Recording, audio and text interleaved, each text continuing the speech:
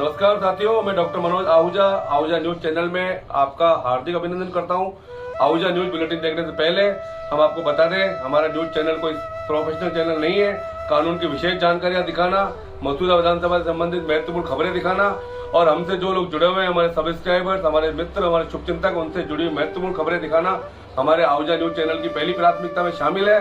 आप भी हमारे आहूजा न्यूज चैनल के सदस्य बने। अगर आपने हमारे चैनल को सब्सक्राइब नहीं किया है तो सब्सक्राइब करें। तो आइए देखते हैं आज की विशेष खबरें आहूजा न्यूज चैनल। सदर बाजार स्थित कृष्णा कॉम्प्लेक्स में माथुर होम्योपैथिक चिकित्सालय पर आज डॉक्टर हैनीमैन की 268वीं जयंती मनाई गई।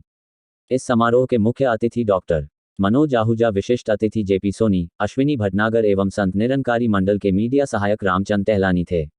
इस अवसर पर मुख्य अतिथि डॉक्टर मनोज आहूजा ने होम्योपैथी चिकित्सा पद्धति पर प्रकाश डालते हुए कहा कि माथुर चिकित्सा होम्योपैथी चिकित्सालय की वजह से केकड़ी को प्रदेश स्तर पर पहचान मिली है। डॉक्टर मुकेश माथुर साहब की वजह से प्रदेश के विभिन्न जिलों में पथरी के हजारों मरीज ठीक हुए हैं। इनके पास पथरी का रामबाण इलाज है। माथुर द्वारा दी जाने वाली दवाई बहुत सस्ती होती है। कार्यक्रम के विशिष्ट अतिथि वरिष्ठ पत्रकार जेपी सोनी ने अपने उद्बोधन में कहा कि डॉक्टर साहब मुकेश माथुर ने होम्योपैथी चिकित्सा का आमजन में विश्वास पैदा करने के लिए बहुत ही मेहनत की, तब जाकर विश्वास पैदा हुआ और आज इनका नाम पूरे राजस्थान में सम्मान के साथ लिया जाता है। रामचंद टहलानी ने कहा कि जब डॉक्टर मुकेश माथुर केकड़ी में आए थे तब से इन्हें जानते हैं। उस समय महज 5 रुपये में एक मरीज का इलाज किया जाता था। उसका मैं प्रत्यक्ष गवाह हूं और इनकी जिंदादिली देखी है कि कई बार फ्री में भी दवाएं दे दिया करते थे।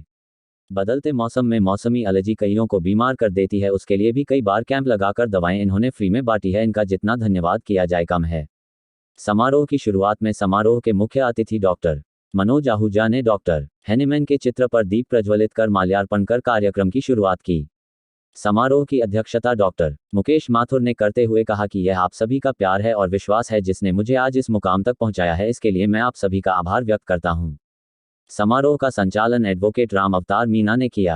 हमारे बाल के उपाध्यक्ष राम अवतार जी और कार्यक्रम में बैठे हुए बहुत सारे अजीज, हमारे आदरणीय केकड़ी के सफरा नागरिक बंधु, सबसे पहले तो मैं डॉक्टर साहब का आभार व्यक्त करता हूँ कि आज आपने मुझे ये सौभाग्य दिया कि मैं हमारे देश में जो इतना बेहतरीन रूप से सेवाएं, चिकित्सा के रूप में सेवाएं दे रहे हैं, उन डॉक्टर साहब के नाम से जो आप इतना बढ़िया पर्व मनाने के लिए आपने मुझे चुना, आपका बहुत बहुत आभार व्यक्त करता हूँ। जहाँ तक बात होम्योपैथी मेडिसिन की पद्धति के बारे में, हमारे भाई राम अवतार जी ने बहुत अच्छे से आपको और हमको सबको बताया। हम सब काफ़ी चीज़ें जानते भी हैं।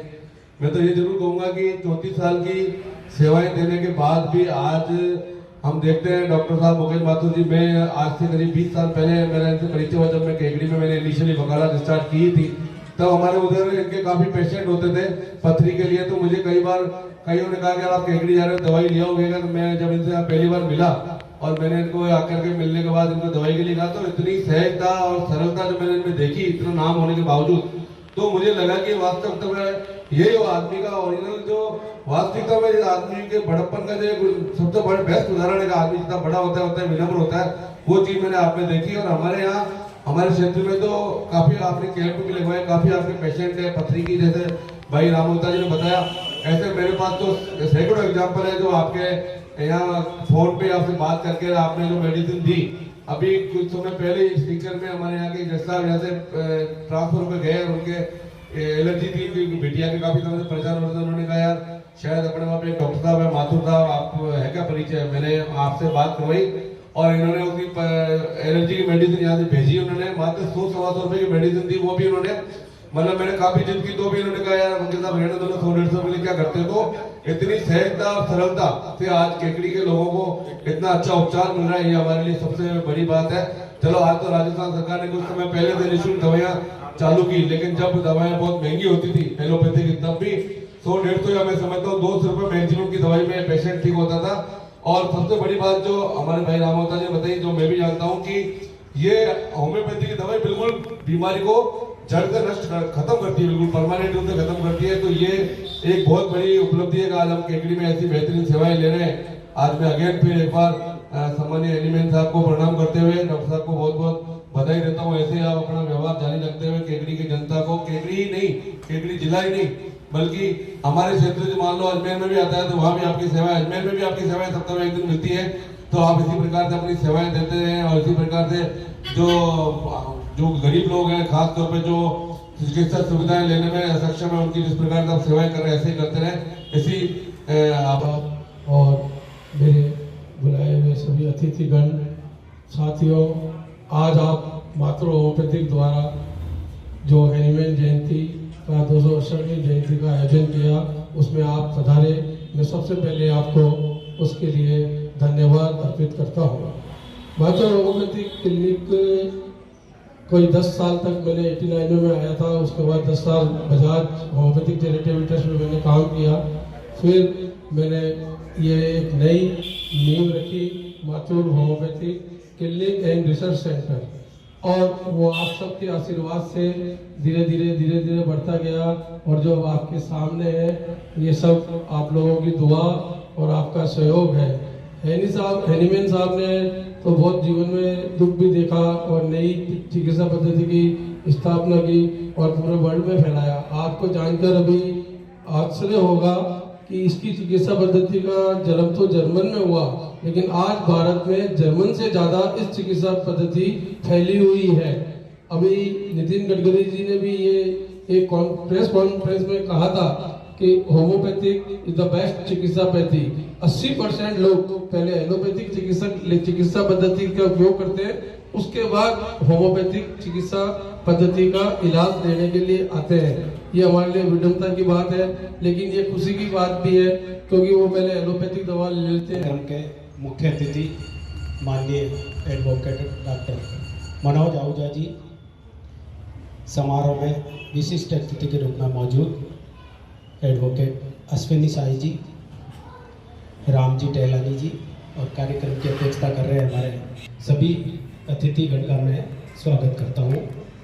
आज हम ऐसी शख्सियत की जयंती मनाने जा रहे हैं जिसने आज से 268 वर्ष पूर्व इस दुनिया में जन्म लिया। जर्मनी में 10 अप्रैल 1755 को डॉक्टर सैमुअल हैनीमैन साहब का जन्म हुआ, और उनके जन्म के बाद एक ऐसी जागृति इस धरती पे आई है जो ये आगे चल के चिकित्सक के रूप में विख्यात हुए, और इन्होंने होम्योपैथी चिकित्सा पद्धति का आविष्कार किया। और आप सब जानते हैं होम्योपैथी चिकित्सा पद्धति आज पूरे वर्ल्ड में प्रसिद्ध है, फेमस है। और होम्योपैथी के लिए सब जानते हैं कि बहुत तो सस्ती है, सरल है, और किसी भी मर्ज को जड़ से खत्म करने की ताकत अगर किसी में है तो होम्योपैथी में है। अब आप सोचो कि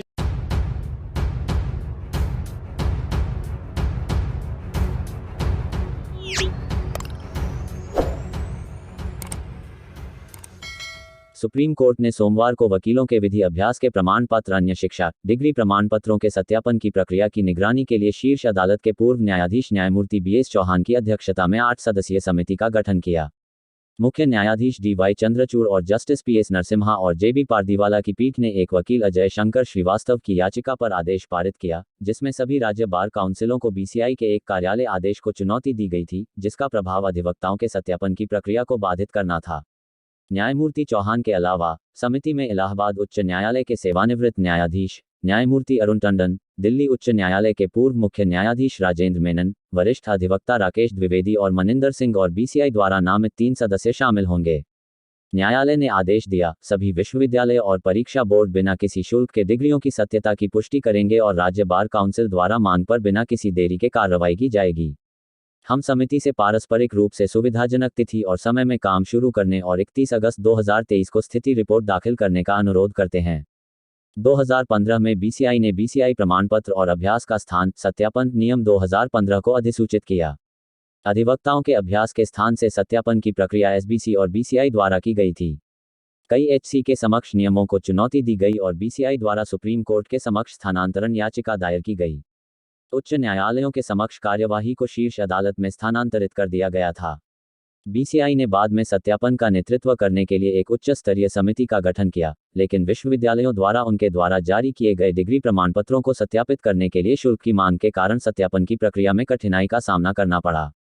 सुप्रीम कोर्ट की 2 जजों की बेंच ने बाद में इस तरह के शुल्क लगाने पर रोक लगा दी थी। न्यायालय ने आज अपने आदेश में कहा कि प्रासंगिक समय में अधिवक्ताओं की संख्या 16 लाख थी, लेकिन वर्तमान में ये 25.70 लाख होने का अनुमान है।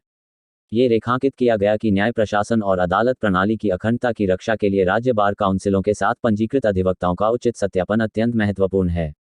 आदेश में कहा गया है, वकील होने का दावा करने वाले लोगों को न्यायिक प्रक्रिया में प्रवेश नहीं दिया जा सकता है, लेकिन उनके पास शैक्षिक योग्यता या डिग्री प्रमाण पत्र नहीं है, जिसके आधार पर उन्हें बार में प्रवेश दिया जा सकता है। बीसीआई अध्यक्ष ने सत्यापन प्रक्रिया की निगरानी के लिए एक उच्च शक्ति समिति का सुझाव दिया, जिसे न्यायालय ने स्वीकार कर लिया।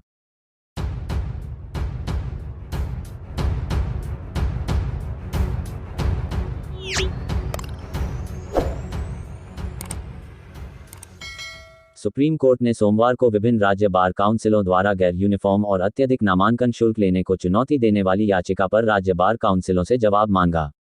भारत के मुख्य न्यायाधीश डी.वाई. चंद्रचूड़ और न्यायमूर्ति पी.एस. नरसिम्हा और जे.बी. पारदीवाला की पीठ ने कहा कि यह मुद्दा महत्वपूर्ण था और इसलिए याचिकाकर्ता को bar council of India (BCI) पर भी याचिका की एक प्रति देने की स्वतंत्रता दी गई। पीठ ने टिप्पणी की, यह एक महत्वपूर्ण मुद्दा है। ये कहता है कि नामांकन शुल्क अधिवक्ता अधिनियम की धारा 24 का उल्लंघन है और बीसीआई को यह सुनिश्चित करना चाहिए कि अत्यधिक नामांकन शुल्क नहीं लिया जाना चाहिए। कोर्ट ने आगे याचिकाकर्ता गौरव कुमार की दलील का उल्लेख किया, जो राज्यों में नामांकन शुल्क में भारी अंतर के संबंध में है। ये टिप्पणी की, याचिकाकर्ता का कहना है कि यह ओडिशा में 42,000 है जबकि केरल में 20,000 है और इस तरह वकीलों को अवसर से वंचित करता है जिनके पास संसाधन नहीं है। हाल ही में बीसीआई ने पंजाब और हरियाणा उच्च न्यायालय को सूचित किया था कि वह राज्य बार काउंसिल द्वारा अत्यधिक नामांकन शुल्क के मुद्दे से निपटने के लिए आवश्यक कदम उठाएगा। केरल उच्च न्यायालय नामांकन के लिए बार काउंसिल ऑफ केरल द्वारा ली गई 15,000 रुपये से अधिक की फीस को चुनौती देने वाले 10 कानून स्नातकों की याचिका पर भी सुनवाई कर रहा है।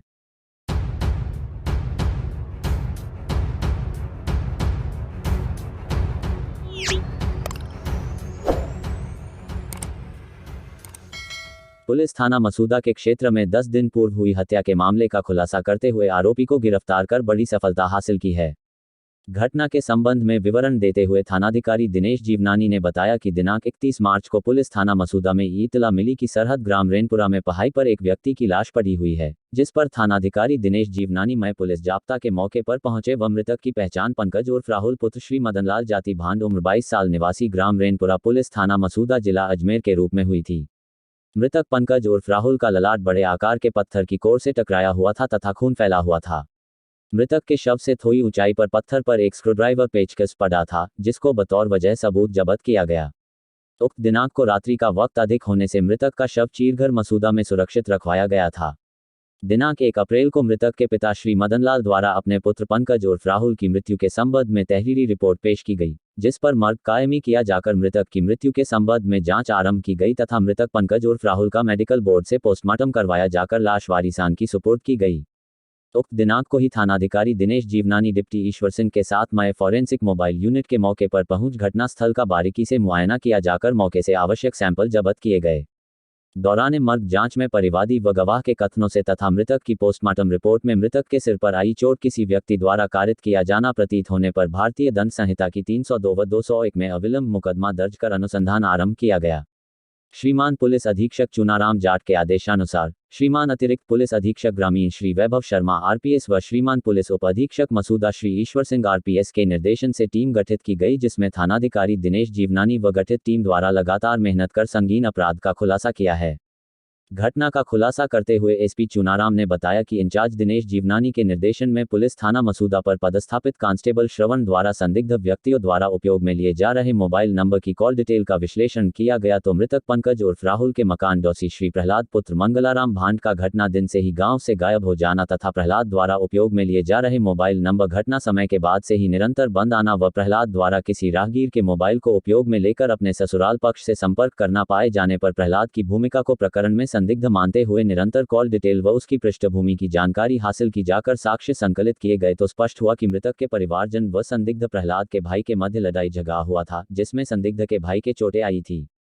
इस लड़ाई झगड़े के बाद मृतक पंकज उर्फ राहुल व संदिग्ध प्रहलाद के मध्य अनबन होना सामने आने पर संदिग्धता के आधार पर प्रहलाद भांड का तकनीकी तरीके से कॉल डिटेल प्राप्त कर लिंक किया गया तो घटना दिनांक को संदिग्ध की भूमिका सामने आने पर मुलजिम प्रहलाद पुत्र मंगलाराम भांड को तकनीकी साक्ष्य से CSMT रेलवे स्टेशन मुंबई से डिटेन किया जाकर थाना मसूदा पर लाकर पूछताछ की तो सामने आया कि आरोपी प्रहलाद मृतक श्री पंकज उर्फ राहुल के परिवार में होकर मकान डौसी भी है। मृतक व उसके परिवारजन द्वारा आरोपी के भाई के साथ मारपीट की जाने पर आरोपी प्रहलाद मृतक व उसके परिवार से रंजिश रखने लगा तथा मृतक पंकज उर्फ राहुल को सबक सिखाने के लिए सुनियोजित तरीके से आरोपी द्वारा दिनांक 31 मार्च को सुबह के समय में पंकज उर्फ राहुल को समझौते के लिए बातचीत करने अपने मकान से थोड़ी दूर स्थित छोटी पहाड़ी पर बुलाकर मृतक के बाएं हाथ की कलाई व गले के बाईं तरफ स्क्रूड्राइवर पेचकस से हमला कर घायल करने के पश्चात आरोपी द्वारा मृतक के सिर पर पत्थर से वार कर हत्या की जाकर मृतक के चेहरे को पहाड़ी पर बड़े पत्थर पर मारकर मृतक के शव को पत्थर के पास सटाकर रख दिया गया ताकि दिखने में उर्फ राहुल की मृत्यु शरीर का संतुलन बिगड़ने से पहाड़ी की ऊंचाई से लुका बड़े पत्थर से टकराने से होकर अप्राकृतिक कारणों से मृत्यु होना लग सके। आरोपी ने पूछताछ में पुरानी रंजिश को लेकर पंकज उर्फ राहुल के सिर पर पत्थर की मारकर हत्या करना कबूल किया गया। कार्यवाही करने में मुख्य भूमिका थानाधिकारी दिनेश जीवनानी, इंस्पेक्टर के साथ साथ सहायक उप निरीक्षक